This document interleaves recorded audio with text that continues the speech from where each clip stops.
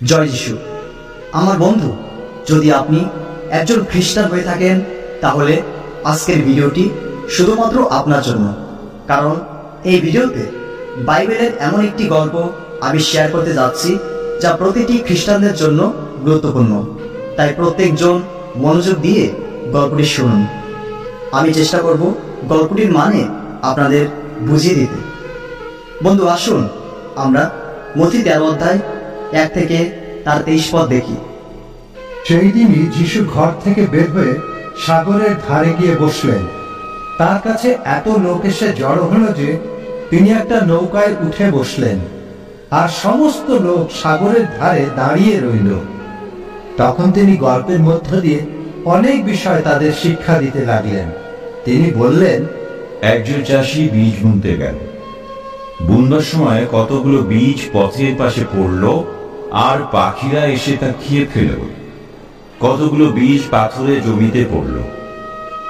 সেখানে বেশি মাটি ছিল না, মাটি গভীর ছিল না বলে তাড়াতাড়ি চারা গজিয়ে উঠল। কিন্তু সূর্য উঠলে পর্দা পুড়ে গেল এবং শিকড় ভালো করে বসেনি বলে শুকিয়ে গেল। আবার কতগুলো বীজ কাঁটা বনের মধ্যে পড়ল, তাতে কাঁটা গাছ বেড়ে উঠে চারাগুলো চেপে রাখল। আর কতগুলো বীজ ভালো জমিতে পড়ে কোনোটাতে 100 গুণ, কোনোটাতে 60 গুণ, আর কোনোটাতে 30 গুণ ফসল জন্মালো। গল্পের শেষে যিশু বললেন, যার শুনবার কান আছে সে শুনুক। পরে শিষ্যেরা যিশুর কাছে এসে তাকে বললেন, আপনি গল্পের মধ্য দিয়ে লোকদের শিক্ষা দিচ্ছেন কেন? উত্তরে তিনি শিষ্যদের বললেন, স্বর্গরাজ্যের গুপ্ত সত্যগুলো তোমাদের জানতে দেওয়া হয়েছে, কিন্তু ওদের জানতে দেওয়া হয়নি। কারণ যার আছে তাকে আরো দেওয়া হবে, আর তাতে তার অনেক হবে। কিন্তু যার নেই, তার যা আছে তাও তার কাছ থেকে নিয়ে নেওয়া হবে। সেই জন্য আমি গল্পের মধ্য দিয়ে ওদের শিক্ষা দেই, কারণ ওরা দেখেও দেখে না, শুনেও শোনে না এবং বোঝে না। এদের মধ্য দিয়ে নবী যিশাইয়ের এই কথা পূর্ণ হচ্ছে, তোমরা শুনতে থাকবে কিন্তু কোনো মতেই বুঝবে না, দেখতে থাকবে কিন্তু কোনো মতেই জানবে না। এইসব লোকদের অন্তর অসাড় এবং কান বন্ধ হয়ে গেছে, আর তারা তাদের চোখও বন্ধ করে রেখেছে, যেন তারা চোখ দিয়ে না দেখে, কান দিয়ে না শোনে এবং অন্তর দিয়ে না বোঝে, আর ভালো হবার জন্য আমার কাছে ফিরে না আসে। কিন্তু তোমরা ধন্য, কারণ তোমাদের চোখ দেখতে পায় এবং তোমাদের কান শুনতে পায়। আমি তোমাদের সত্যিই বলছি, তোমরা যা যা দেখছো তা অনেক নবী ও ঈশ্বর ভক্ত লোকেরা দেখতে চেয়েও দেখতে পাননি, আর তোমরা যা যা শুনছো তা তারা শুনতে চেয়েও শুনতে পাননি। এখন তোমরা চাষির গল্পের অর্থ শোনো। যখন কেউ স্বর্গরাজ্যের কথা শুনেও বোঝে না, তখন শয়তান এসে তার অন্তরে যে কথা বোনা হয়েছিল তা কেড়ে নেয়। সেই পথের পাশে পড়া বীজের মধ্য দিয়ে এই রকম লোকদের সম্বন্ধে বলা হয়েছে।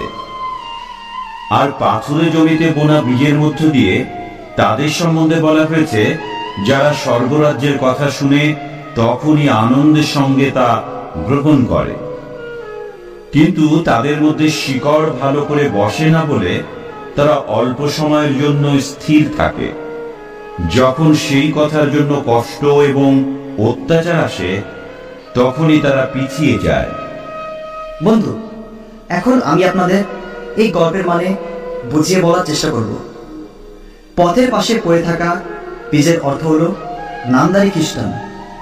যে নামধারী খ্রিস্টানরা খ্রিস্টকে বাদ দিয়ে নিজের ইচ্ছা মতো চলে, যারা ঈশ্বরের অবাধ্য। কোনো সভা বা গির্জায় যখন সত্য প্রচার করা হয় তখন তারা মনোযোগ দিয়ে তা শোনে না, বা যখন তাদের কাছে ঈশ্বরের সত্য শিক্ষা দেওয়া হয় তারপরেও তারা তা গ্রহণ করে না, বরং তারা বিভিন্ন ভুল শিক্ষার মধ্যে পড়ে থাকে। ঈশ্বরের আরাধনা না করে সাধু ও মরিয়মের মূর্তির আরাধনা করে, যা ঈশ্বরের কাছে ঘৃণার বিষয়।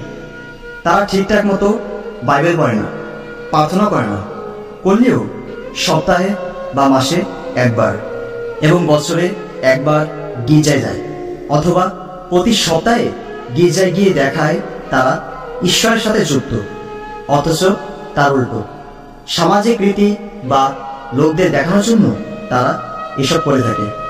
ঈশ্বরের কাছ থেকে যা আসে তা তারা গ্রহণ করে না। তারা সর্বদা আগের মতো পাপের মধ্যেই করে থাকে।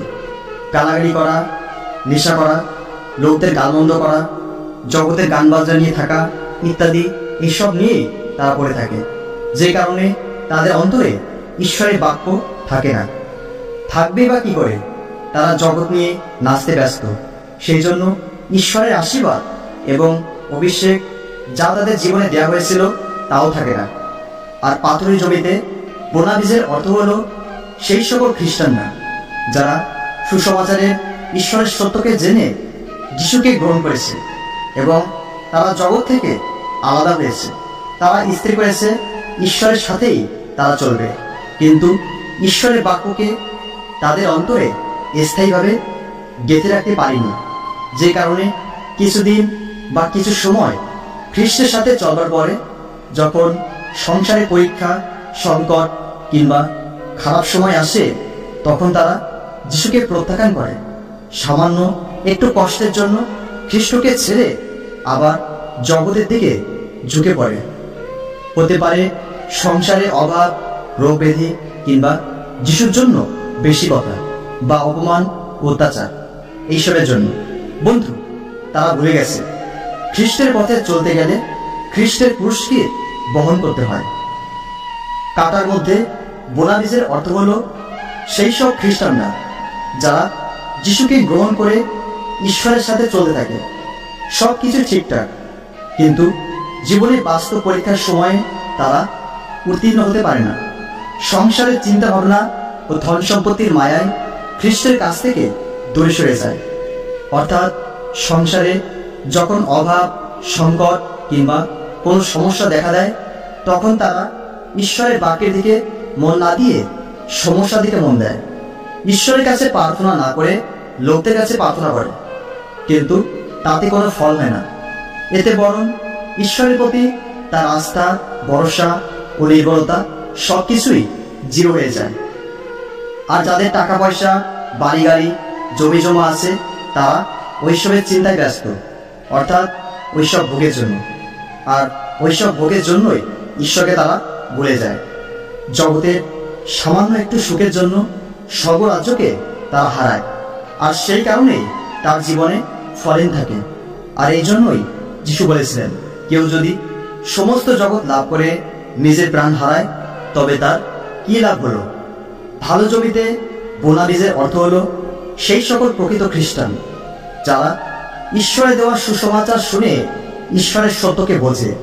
সেই ব্যক্তি জানে যিশু ছাড়া আর কোনো পথ নেই, যিশু ছাড়া আর কোনো সত্য নেই, যিশু ছাড়া আর কোনো জীবন নেই। তখন সে বুঝতে পারে যে যখন আমি যিশুর হাত ধরেছি, তখন আমি জগৎ থেকে আলাদা হয়েছি। কারণ এই জগৎ আমার স্থায়ী ঠিকানা নয়, বরং আমার জীবন খ্রিস্টের মধ্যে লুকানো। যখন আমি যিশুকে বিশ্বাস করেছি, তখন আমি স্বর্গে যাব নিশ্চিত। এই কারণেই সে পৌলের মতো বলে, কারণ আমার পক্ষে জীবন হলো খ্রিস্ট এবং মরণ হলো লাভ। আর এই জন্যই সেই ব্যক্তিদের জীবনে ফল দেখা যায়। কারো জীবনে 100 গুণ, কারো জীবনে 60 গুণ, আবার কারো জীবনে 30 গুণ।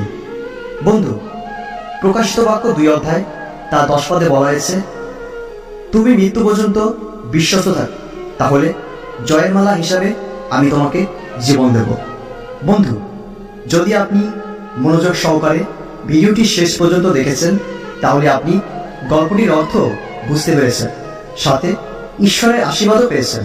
বন্ধু, ভিডিওটিতে লাইক বাটন প্রেস করে আপনার বন্ধুদের কাছে শেয়ার করুন।